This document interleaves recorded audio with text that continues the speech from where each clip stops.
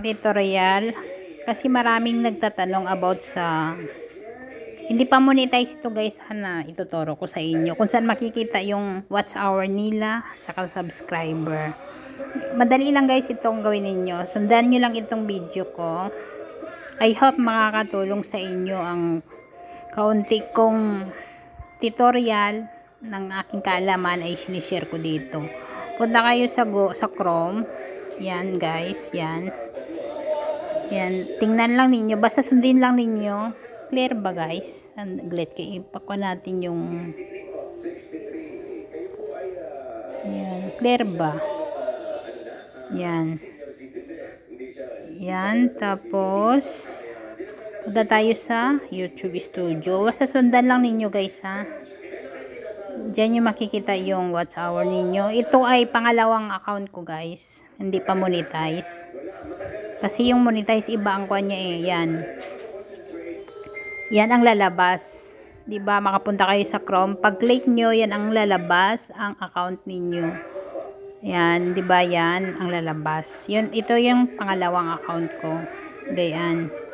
Tapos, punta kayo dito sa Analytic. Yung may sign na dollar. I-click ninyo. Yan. Yan guys. Yan yung makikita ang watch hour ninyo. Yan. Yan pinalaki ko na para makita ninyo. 0 pa yung watch hour ko. 158 yung subscriber ko. Sa pangalawang account ko ha. Dati may kuha na ito eh. May 100 plus na watch hour. Kinain ni Lolo. Basta pagdating ng isang taon na hindi ka pa monetize, mag back to zero ka.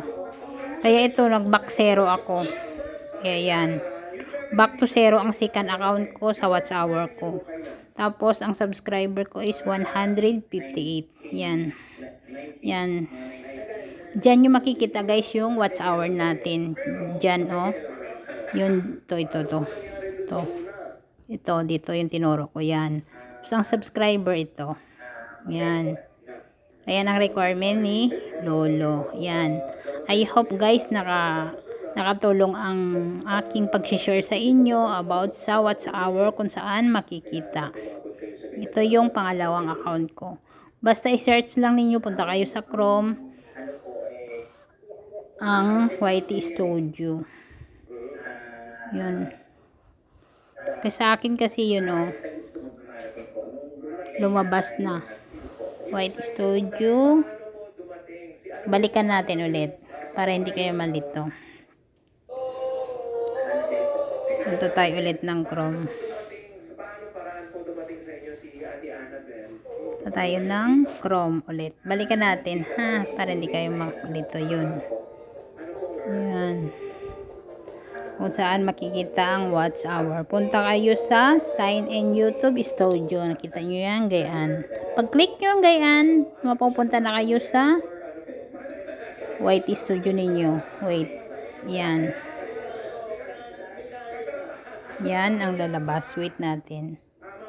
Yan. Yan ang lalabas. Yun. Makikita na ninyo agad kasi tuturo kayo ng yung may sign ng dollar. Pero kung gusto nyo talaga, i-click nyo dyan, oh. Yan. Yan yun. Makikita yung mga video nyo dyan. Dyan. Pero ang hinahanap kasi ninyo ang watch hour at saka ang subscriber ninyo, punta lang kayo sa sign ng dollar. I-click lang ninyo yung sign ng dollar. Yung is. Yan. Yan. Yan na. Makikita na ninyo. Yan, papalakihin ko. Yan. Ang watch hour ko sa second account ko is 0. Nag-back to 0 ako. Kasi kapag pagdating ng isang taon na hindi ka pa monetize, mag-back to 0 ka talaga. Dati may 150 na ito watch hour eh. Back to 0 ako. Pero ang subscriber, hindi yan mawawala. Yan. Yan guys, I hope nakakatulong ang kaunting sharing ko at aking kaalaman sa pag-share ko ng WH at saka subscriber kung saan makikita. Okay guys, hanggang dito na lang. God bless sa ating lahat. And ingat. Bye-bye.